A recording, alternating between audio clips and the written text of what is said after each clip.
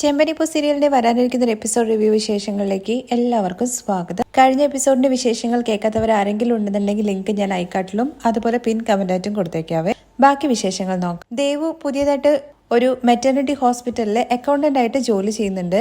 അങ്ങോട്ടേക്ക് വർഷ കാണാൻ വേണ്ടി വരുവാണ്. ആദ്യം തന്നെ കണ്ട ഉടനെ കൺഗ്രാറ്റുലേഷൻസ് പറയുന്നുണ്ട്. എപ്പോഴാണ് ട്രീറ്റ് തരാൻ വേണ്ടി പോകുന്നത് പുതിയ ജോലി കിട്ടിയതിന്റെ ഫസ്റ്റ് സാലറി വന്നു കഴിഞ്ഞു കഴിഞ്ഞാൽ ഉറപ്പായിട്ടും ട്രീറ്റ് തരാമെന്ന് ദേവു പറയാണ്. ശരി, നീ ട്രീറ്റ് അപ്പൊ തന്നാ മതി, എന്നാ ഇപ്പൊ നിനക്ക് ഞാൻ ഒരു ഗിഫ്റ്റ് കൊണ്ടുവന്നിട്ടുണ്ട്. കവറിനകത്തുള്ള ഗിഫ്റ്റ് എടുത്ത് കൊടുക്കുവാണ്. അതൊരു വാച്ചാണ്.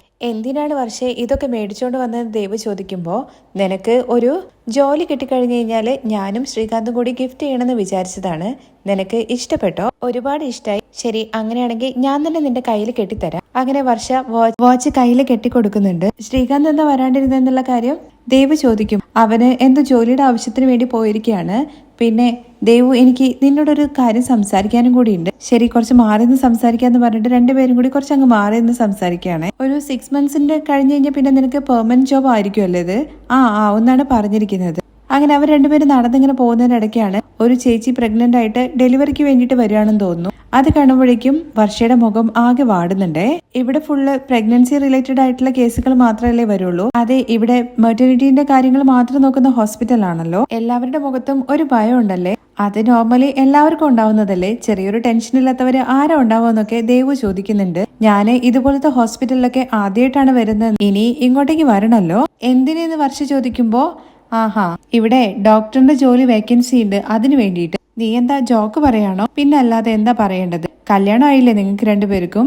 ഇനിയിപ്പോ കുഞ്ഞുങ്ങളുടെ കാര്യമല്ലേ നോക്കേണ്ടത്? ഞാൻ എന്തായാലും ഇവിടെ വന്നിട്ട് ഇങ്ങനെ ഇരിക്കില്ല. അതെന്താ? റീസെന്റ് ആയിട്ടാണ് ഞാൻ ഇതിന്റെ പെയിൻ എന്താന്നുള്ള കാര്യം മനസ്സിലാക്കിയത്. ഞാനൊരു സീരിയലിൽ ഡബ് ചെയ്യാൻ വേണ്ടി പോയിട്ടുണ്ടായിരുന്നു, ഡെലിവറി സീന്.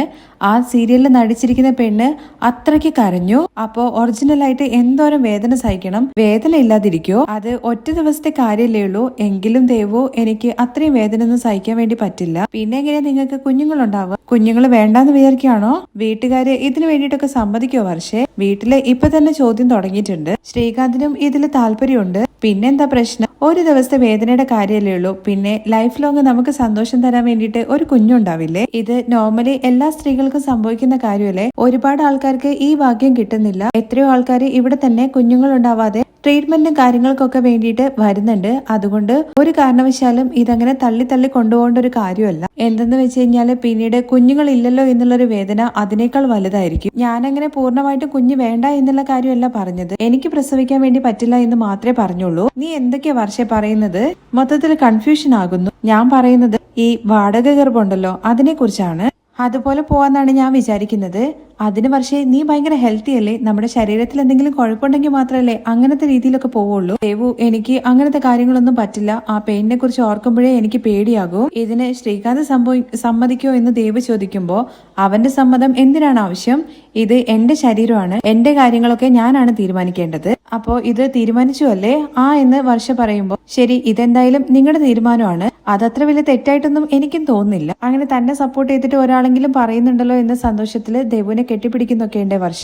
ദേവു, നീ പിന്നെ എനിക്ക് ഒരു ഹെൽപ്പും കൂടി ചെയ്യണം. ഈ ഹോസ്പിറ്റലില് അതിന്റെ പ്രൊസീജിയർ എന്തൊക്കെയാന്നുള്ള കാര്യം ചോദിക്കണം. അതിന് വേണ്ടിയിട്ട് ഒരു ലേഡി വേണമല്ലോ. അതിന് ഇവിടെ രജിസ്റ്റർ ചെയ്തിട്ടുണ്ടാവുമല്ലോ ആളുകൾ. ശരി, ഞാൻ അതിനെ കുറിച്ച് അന്വേഷിക്കാം. എന്തായാലും ഇതിനു വേണ്ടിയിട്ട് വർഷം ഒരുപാട് ചെലവാവില്ലേ?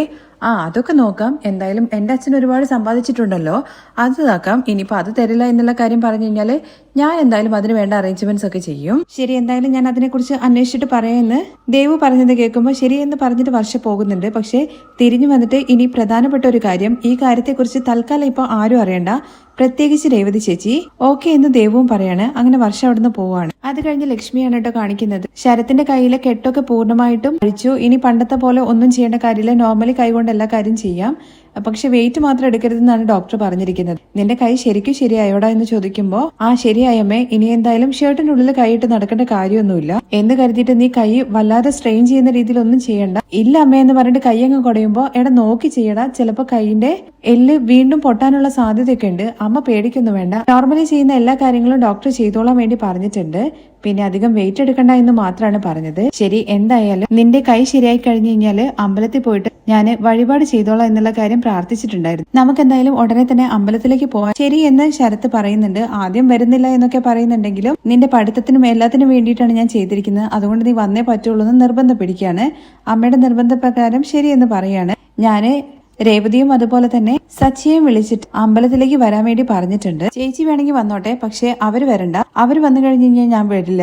രേവതി ചേച്ചി വന്നോട്ടെ, പക്ഷെ അയാൾ വരാൻ വേണ്ടി പാടില്ല. അതെങ്ങനെ സച്ചിയെ വിളിക്കാതെ രേവതിയുടെ അടുത്ത് മാത്രം വരാൻ വേണ്ടി പറയുന്നത്? ചേച്ചി വന്നോട്ടെ, കുഴപ്പമില്ല, പക്ഷെ അയാൾ വരുവാണെന്നുണ്ടെങ്കിൽ ഞാൻ വരില്ല, അത് ഇപ്പോഴേ പറഞ്ഞേക്കാം എന്ന് പറഞ്ഞിട്ട് അവിടെ ദേഷ്യം പിടിച്ചിട്ട് ശരത്തങ്ങ് പോവുകയാണ്. എന്നിട്ട് റൂമിൽ കയറിയിട്ട് ഡോർ അടയ്ക്കുകയാണ്. അപ്പോഴാണ് രേവതി അമ്മയെന്ന് വിളിച്ചുകൊണ്ട് അങ്ങോട്ടേക്ക് വരുന്നത്. രേവതി, നിന്നെ കുറിച്ച് ഞാൻ ഇപ്പൊ പറഞ്ഞതേ ഉള്ളൂ, നിന്നെ ഫോൺ ചെയ്യാൻ വേണ്ടി ഇരിക്കായിരുന്നു, നിനക്ക് 100 ആയുസാന്നൊക്കെ പറയുന്നുണ്ട്. അമ്മ ശരത്ത് എവിടെയെന്ന് ചോദിക്കും. ദാ അവൻ അവിടെയുണ്ട്, അവന്റെ കൈ ഏകദേശം ശരിയായി, ഇനിയെങ്കിലും അവൻ നല്ലപോലെ നടന്നാൽ മതിയായിരുന്നു എന്ന് പറയുമ്പോ ആ ആന്റണിയുമായിട്ടുള്ള കൂട്ടുകെട്ട് ഒഴിവാക്കി തന്നെ ഇവൻ നന്നാകും. ഇന്ന് അവന്റെ പിറന്നാളല്ലേ അമ്മേ? അതെ, അവന്റെ കൈ ശരിയായിട്ടുണ്ട്. കൈ ശരിയായി കഴിഞ്ഞു കഴിഞ്ഞാല് അമ്പലത്തിൽ വഴിപാട് നടത്താന്നുള്ള കാര്യം വിചാരിച്ചിട്ടുണ്ടായിരുന്നു. ശരി, എന്തായാലും അമ്മ ഞാൻ സച്ചേട്ടനെ കൂട്ടിയിട്ട് വരാമെന്ന് പറയും. നീ വന്നോ? അമ്മ സച്ചേട്ടനൊന്ന് വിളിച്ച് പറഞ്ഞേക്കണേ എന്നുള്ള കാര്യം പറയാണ്. അത് കേൾക്കുമ്പോ ലക്ഷ്മി ആകെ മുഖം ഒന്ന് വല്ലാതെ പോലെ പിടിക്കുന്നുണ്ട്. എന്ത് പറ്റി അമ്മയെന്ന് ചോദിക്കുമ്പോ ശരത്തിന്റെ കൈ ശരിയായി, എന്നാ അവന്റെ തലയ്ക്കെന്തോ പറ്റിയിട്ടുണ്ടെന്നുള്ള കാര്യം തോന്നുന്നത്. അവൻ ആവശ്യമില്ലാത്ത ഓരോരോ കാര്യങ്ങൾ പറഞ്ഞുകൊണ്ടിരിക്കുകയാണ്. അവൻ എന്താ പറഞ്ഞത്? സച്ചി വരരുത് എന്നുള്ള കാര്യമാണ് പറഞ്ഞത്.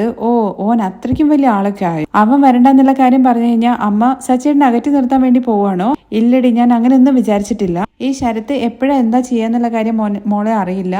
അതുകൊണ്ട് ഇനിയിപ്പോ സച്ചി വന്നു കഴിഞ്ഞു കഴിഞ്ഞാൽ അവൻ എന്തെങ്കിലും പറഞ്ഞു കഴിഞ്ഞു കഴിഞ്ഞാൽ അത് സച്ചിയുടെ മനസ്സ് വേദനിക്കില്ലേ? അപ്പോഴേക്കും ശരത്താണെങ്കിൽ ഡോർ തുറന്ന് അങ്ങോട്ടേക്ക് വരുന്നുണ്ട്. ആ ചേച്ചി എപ്പോ വന്ന് ചോദിച്ചുകൊണ്ട്, നീ എന്താടാ മനസ്സിൽ വിചാരിച്ചുകൊണ്ടിരിക്കുന്നത്? നീ അത്രയ്ക്ക് വലിയ ആളൊക്കെ ആയോ ഓർഡറൊക്കെ ഇടാൻ വേണ്ടിയിട്ട്? അതിന് മാത്രം ചേച്ചി ഞാൻ എന്താ പറഞ്ഞത്? നീ എന്താണ് സച്ചിയുടെ അമ്പലത്തിലേക്ക് വരരുത് എന്നുള്ള കാര്യം പറഞ്ഞേ? നിനക്ക് അത്രയ്ക്ക് അഹങ്കാരമാണോടോ എന്നൊക്കെ ചോദിക്കുമ്പോഴേക്കും ചേച്ചി, എനിക്ക് അയാൾ വരുന്നത് താല്പര്യമില്ല, ചേച്ചി മാത്രം അമ്പലത്തിലേക്ക് വന്നാൽ മതി. എടാ, നിന്റെ കൈ ഇപ്പൊ ശരിയായതല്ലേ ഉള്ളൂ, വീണ്ടും നിന്റെ കൈ ഞാൻ പഴയതുപോലെ തന്നെ ആക്കും. സച്ചേട്ടൻ വരാതെ ഞാൻ മാത്രം എങ്ങനെയാണ് അങ്ങോട്ടേക്ക് വരുന്നത്? ചേച്ചി, സച്ചേട്ടന് എന്നെ ഇഷ്ടമല്ല, കാണുമ്പോഴൊക്കെ ഓരോന്ന് പറയും. നമ്മുടെ അച്ഛന്റെ ശാരദത്തിന്റെ അന്ന് ഇവിടെ വന്നിട്ട് എന്തൊക്കെയാ കാണിച്ചതെന്നുള്ള കാര്യം ചേച്ചിക്ക് തന്നെ അറിയാലോ. അത് നീ വെറുതെ വായത്തൊന്നും ഒരു കാര്യം പറഞ്ഞിട്ടല്ലേ എന്ന് ലക്ഷ്മി ചോദിക്കും. അതൊന്നും എനിക്കറിയില്ല. അദ്ദേഹം വന്നു കഴിഞ്ഞ് കഴിഞ്ഞാൽ വെറുതെ ഒരു പ്രശ്നം ഉണ്ടാക്കും, ഇല്ലെങ്കിൽ ചേച്ചിയെ ചീത്ത വിളിക്കും. അയാൾ വരുന്നിടത്ത് ഞാൻ വരില്ല, എന്തായാലും അയാൾ വരാൻ വേണ്ടി പാടില്ല എന്നുള്ള കാര്യം തന്നെ പറയുകയാണേ. പക്ഷെ ചേച്ചി എന്തായാലും വന്നേ പറ്റുള്ളൂ. രേവതി, ഇനി സച്ചിയുടെ അടുത്ത് വരാൻ വേണ്ടി പറയുന്ന ലക്ഷ്മി പറയുമ്പോൾ, വന്നോട്ടെ, പക്ഷെ ഞാൻ അവിടെ ഉണ്ടാവില്ല. അയാൾ വന്നു കഴിഞ്ഞു കഴിഞ്ഞാൽ ഞാൻ എന്തായാലും അങ്ങോട്ടേക്ക് വരില്ല, നിങ്ങൾ എന്താന്ന് വെച്ചാൽ ചെയ്തോളാൻ വേണ്ടി പറഞ്ഞു ശരത്ത് അവിടുന്ന് പോകുന്നുണ്ട്. ശരത്ത് പോകുന്ന സമയത്ത് ലക്ഷ്മി, നിക്കടാ, നീ എന്തൊക്കെയാണ് ഇങ്ങനെ പറഞ്ഞിട്ട് പോകുന്നത്? സച്ചി ഈ വീട്ടിലെ മൂത്ത മകനെ പോലെയാണ്, നമ്മുടെ കുടുംബത്തിനോട് എന്ത് സ്നേഹം എന്നൊക്കെ പറയുമ്പോൾ അയാൾ വരുന്നത് എനിക്ക് ഇഷ്ടമല്ല. ചേച്ചി, നിങ്ങളുടെ കുടുംബത്തിൽ എന്തെങ്കിലും കാര്യത്തിൽ ഞാൻ ഇടപെട്ടിട്ടുണ്ടോ? അന്ന് നിങ്ങൾ എന്തോ കോമ്പറ്റീഷനിൽ ജയിച്ചു വന്നില്ലേ? അമ്മയും അതുപോലെ ദൈവമല്ലേ വന്നുള്ളൂ, ഞാൻ വന്നിട്ടില്ലല്ലോ. ഞാൻ എന്റെ തനിയെ ഇഷ്ടത്തിന് ഓരോ വഴിക്ക് നടക്കുകയാണ്, അല്ലാതെ നിങ്ങളുടെ ആരും കാര്യത്തിൽ ഒന്നിനും ഇടപെടാൻ വേണ്ടിയിട്ട് ഞാൻ വരുന്നില്ല. അതുകൊണ്ട് തന്നെ അദ്ദേഹം വരുവാണെന്നുണ്ടെങ്കിൽ നിങ്ങൾ എന്ത് വേണമെങ്കിലും ചെയ്തോ, എന്നെ അതിലേക്ക് കിട്ടൂല എന്ന് പറഞ്ഞിട്ട് ശരത്ത് അവിടുന്ന് ദേഷ്യം പിടിച്ച് ഇറങ്ങി പോവാണ് കേട്ടോ ചെയ്യുന്നത്. എടാ, നിന്റെ കൈ ശരിയാവാൻ വേണ്ടിയിട്ടല്ല ഞാൻ ഈ നേർന്നെന്ന് ചോദിക്കും. എന്റെ കൈ ഉടച്ചത് തന്നെ അയാളല്ലേ, അപ്പോ ആ ഇതിന് അയാൾ വരാൻ വേണ്ടി പാടില്ല എന്ന് പറഞ്ഞിട്ടാണ് കലിപ്പിൽ ഇറങ്ങി പോകുന്നത്. ഇനിയിപ്പോ രേവതി എന്താ ചെയ്യാന്നുള്ള കാര്യം ചോദിച്ച് ലക്ഷ്മി വന്ന് ചോദിക്കും.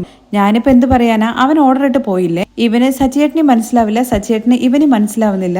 സച്ചിയേട്ടൻ ഇവന്റെ നല്ലതിന് വേണ്ടിയിട്ടാ പറയുന്നത്, അതെന്താ ഇവൻ മനസ്സിലാക്കാത്തത്? ഈ പ്രശ്നം എപ്പോഴാ തീരാൻ വേണ്ടി പോകുന്നെന്നുള്ള കാര്യം അറിയില്ല. എന്തായാലും ഞാനും സച്ചിയേട്ടന്റെ അടുത്ത് സംസാരിച്ചു നോക്കാം, ബാക്കി വരുന്നിടത്ത് വെച്ച് കാണാം എന്ന് പറഞ്ഞിട്ട് രേവതി ഇറങ്ങി പോവാണ്. അത് കഴിഞ്ഞ് രേവതി വീട്ടിലെത്തിയതിന് ശേഷമാണ് കാണിക്കുന്നത്. സച്ചി അങ്ങോട്ടേക്ക് വരുന്നുണ്ട്. രേവതി കാർത്തിക് വണ്ടി ഓടിച്ചതിന്റെ വാടക പണം തന്നിട്ടുണ്ട്, ഇത് കൊണ്ടുപോയിട്ട് പണപ്പെട്ടിയിൽ ഇടാൻ വേണ്ടിയിട്ട് പറയുന്നുണ്ട്. ആഹാ, കറക്റ്റ് ദിവസം തന്നെ കാശ് കിട്ടിയല്ലോ സച്ചിയേട്ടാന്ന് ചോദിക്കുമ്പോ അതൊക്കെ അവൻ കറക്റ്റ് ആയിട്ട് തന്നെ തരും.